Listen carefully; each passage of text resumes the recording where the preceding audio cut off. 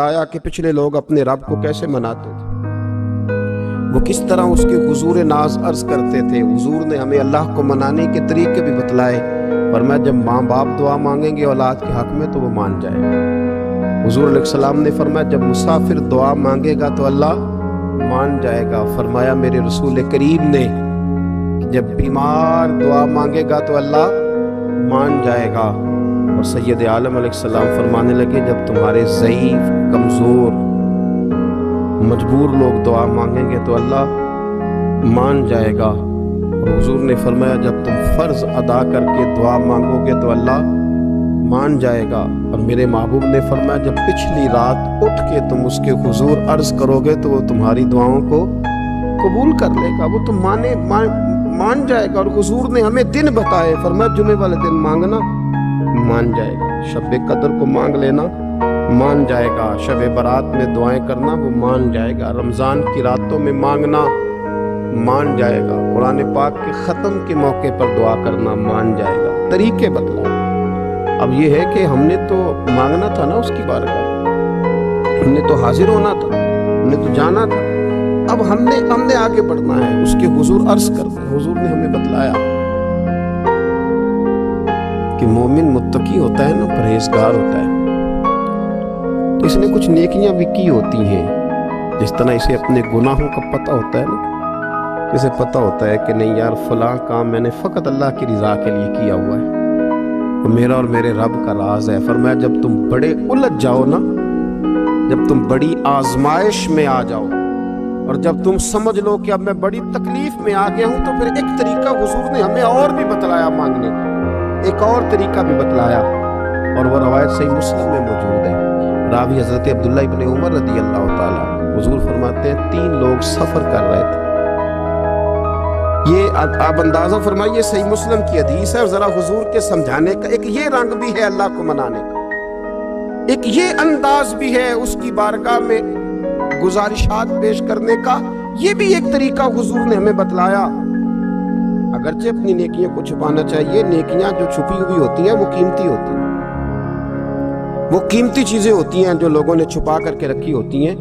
حضرت عبداللہ ابن عمر فرمانے لگے کہ نبی پاک صلی اللہ علیہ وسلم فرماتے ہیں 3 لوگ سفر کر رہے تھے، رستے میں طوفان آ گیا، تیز بارش شروع ہو گئی، تو حضور فرماتے ہیں وہ تینوں بارش سے بچنے کے لیے ایک غار میں چھپ گئے۔ ان کو پتہ ہے پرانے زمانے کے اندر غاریں ہوتی تھیں، اور لوگ جب سفر کرتے تھے لمبے تو پتھروں اور پہاڑوں کے بیچ میں سے سفر کرتے تھے، وہ غار کے اندر چلے گئے۔ اب چونکہ طوفان بہت زیادہ تھا، جب وہ غار کے اندر چلے گئے تو اللہ کے پیارے حبیب صلی اللہ علیہ وسلم فرماتے ایک پتھر اوپر سے لڑکتا ہوا آیا اور غار کے منہ کے آگے آ کے اس نے غار کو بند کر دیا۔ اتنا تیز اور اس مضبوطی کے ساتھ وہ پتھر لگا اور اتنا صحیح فٹ ہوا کہ اندر روشنی آنی بھی ختم ہو گئی۔ اب 3 لوگ ہیں، تھوڑی دیر تو وہ پریشان رہے کہ شاید اب کبھی بچ نہیں سکیں گے، شاید چاروں جانب اندھیرا ہی ہے اور اندھیرا ہی رہے گا، شاید یہاں سے نکلنے کے لیے اب ہمیں کوئی رستہ میسر نہیں آئے گا۔ وہ پہلے تو پریشان ہوئے، پھر کہنے لگے یار اس طرح کرو، ذرا غور کیجئے گا میری بات پہ۔ فرمایا اس طرح کرو، اگر کوئی زندگی میں نیکی کی ہے نا تو ذرا اس نیکی کو یاد تو کرو، اور یاد کر کے اس مالک کے حضور عرض تو کرو، وہ کریم ہے، کوئی آنکھوں شاید من جائے تے گل کم تتڑی دا بن جاوے، عرض تو کرو ان میں سے۔ یہ آپ اندازہ فرمائیے یہ بات بیان کون کر رہا ہے؟ یہ مدینے والے رسول بیان کر رہے ہیں، یہ نبی پاک علیہ السلام نے بیان فرمایا۔ یہ وہ کہانی ہے جو ہمیں ہمارے نبی پاک نے سنائی، رسول کریم علیہ السلام نے ہمیں بتلائی، یہ داستان محبت۔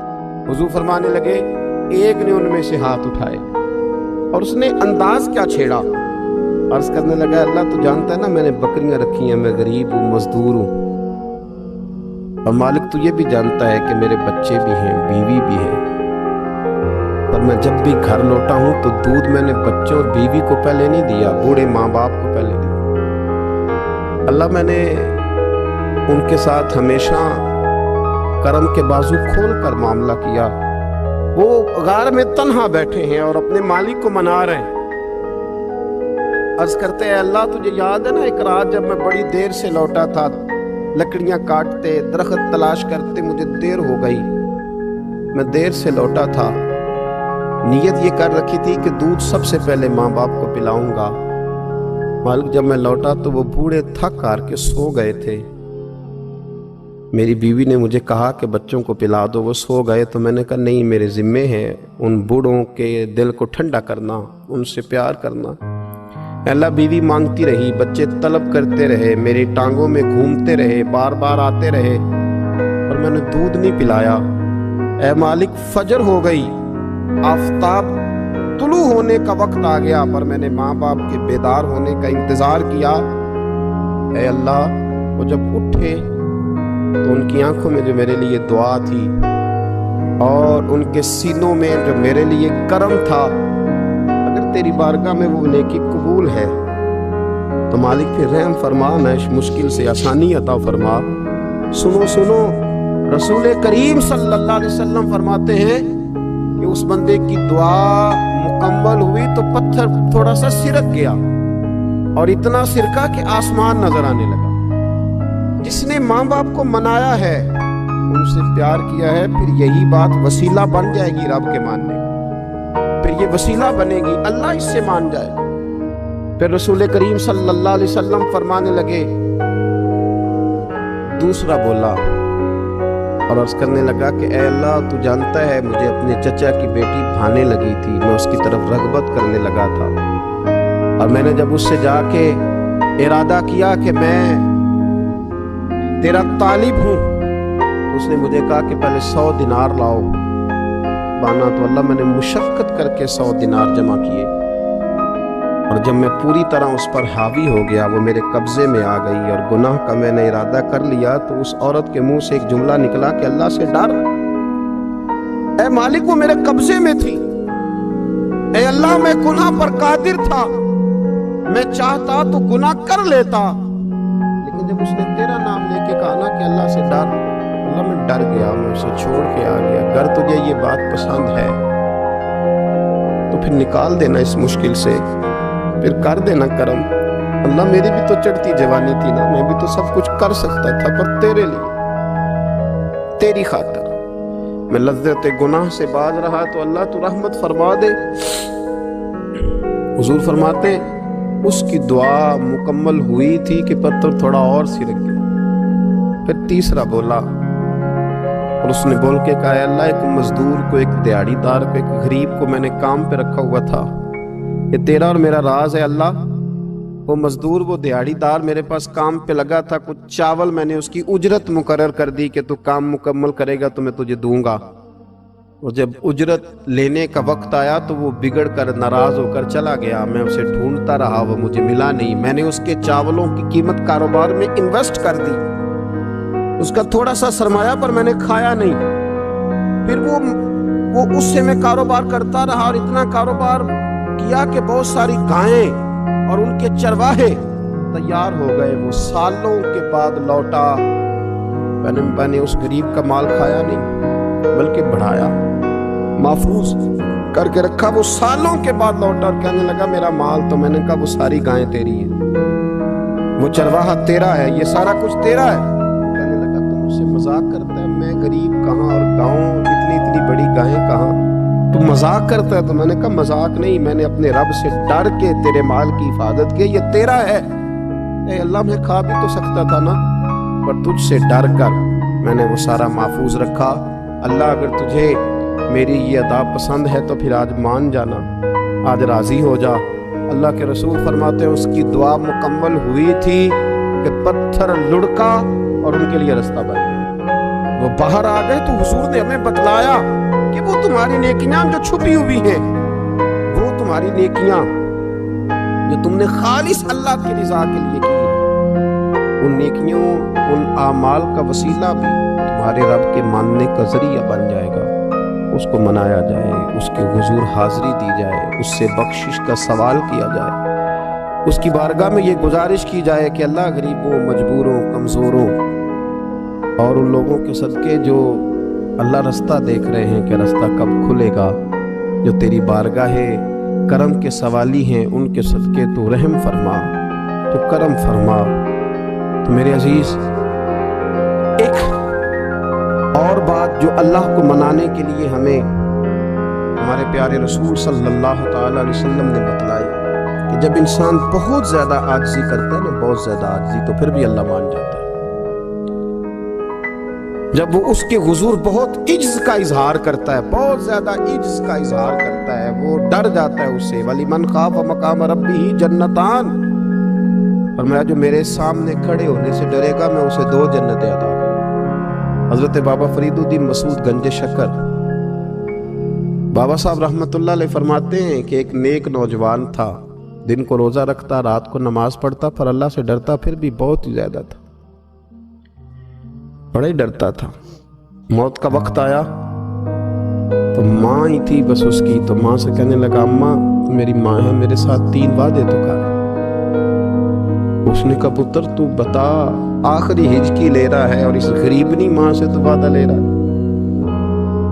بتا کیا وعدہ۔ عرض کرنے لگا اماں جب میں مر جاؤں نا تو میرے گلے میں رسی ڈال کے تو مجھے گھمانا کر کے صحن میں، اور لوگوں کو کہنا جو رب کی نافرمانی کرے اس کا یہی حال ہوتا ہے۔ یہ اعلان کرنا جو اللہ کے نافرمان ہوں ان کا یہی اشر کیا جانا چاہیے۔ اور اماں پھر دوسرا وعدہ کر، میرا رات کو جنازہ اٹھایا جائے، میں نہیں چاہتا کہ کسی کے منہ سے یہ لفظ نکل جائیں کہ وہ دیکھو اللہ کا نافرمان جا رہا ہے، رات کو میرا جنازہ اٹھانا۔ اور اماں تیسرا میرے ساتھ وعدہ کر کہ لوگ مجھے دفن کر کے آ جائیں گے تو میری قبر پہ چلی جائے گی، عمل میرے پاس کوئی نہیں، پر مجھے لگتا ہے ماں کے قدموں کی برکت سے عرش کا مالک بھی رحم فرمائے گا۔ اماں تو وعدہ کر کہ میرے ساتھ وعدہ کر۔ بابا صاحب رحمۃ اللہ علیہ فرمانے لگے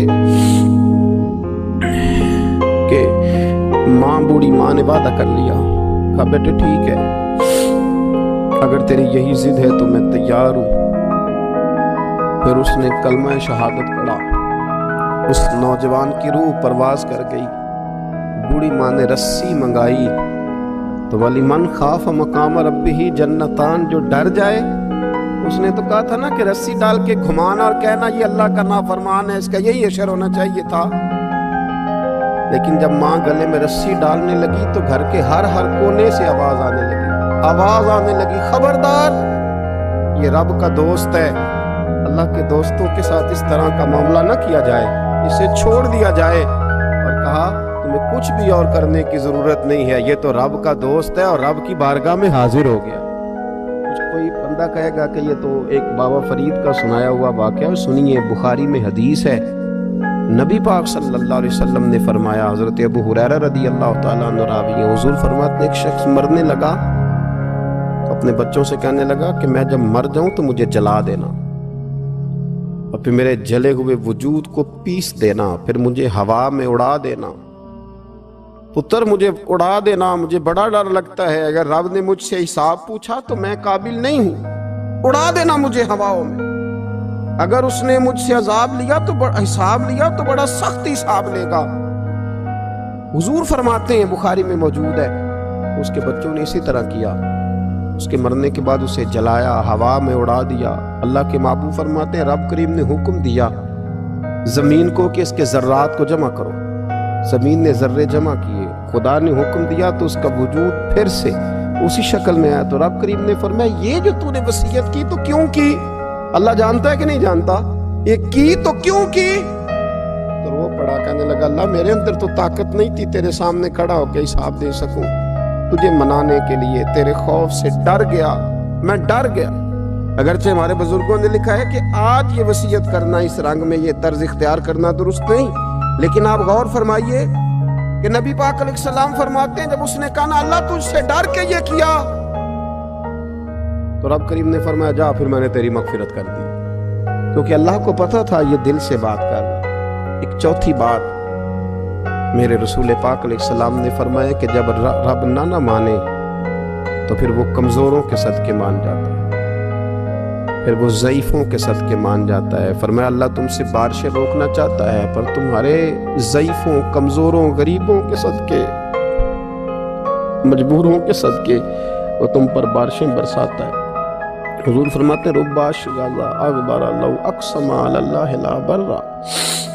कुछ ऐसे लोग होते हैं कि उनके बालों में खाक पड़ी होती है, चेहरों पे मिट्टी उलझे हुए होते हैं, लेकिन अगर वो अल्लाह पे कसम खा लें तो अल्लाह उनकी कसम भी पूरी कर देता है।